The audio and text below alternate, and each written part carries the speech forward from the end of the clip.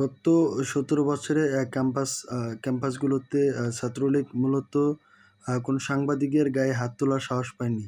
কিন্তু আমরা আজকে দেখলাম ঢাকা বিশ্ববিদ্যালয়ে ছাত্রদল মব সৃষ্টি করে এবং ছাত্র শিবিরের উপর অতর্কিত হামলা করে এবং অতর্কিত বলব না, আমি পরিকল্পিতভাবে হামলা করে এবং সেই হামলায় ঢাকা বিশ্ববিদ্যালয়ের সাংবাদিক সমিতির যে সভাপতি, সেক্রেটারি সহ প্রায় ৬ জন সাংবাদিককে গুরুতর আহত করে। এই যে ছাত্রদলের ফ্যাসিবাদী কায়দা নিকৃষ্টতম ঘৃণা রাজনীতি ছাত্রদল সৃষ্টি করলো।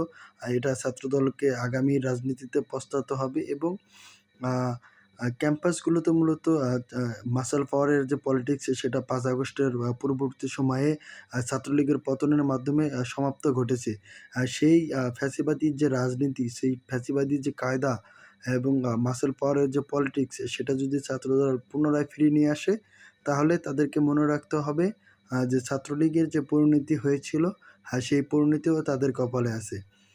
এটা মেঘ না চাইতে বৃষ্টির মতোই তাদের পরিণত হবে। অতএব আমি ছাত্রদলকে বলব, আপনারা এখনও সুস্থ ধারার রাজনীতিতে ফিরে আসুন। অন্যথায় আসলে আপনারা পালাবার পথ আসলেই পাবেন না। তখন বলবেন না যে আমরা সতর্ক করিনি। ধন্যবাদ।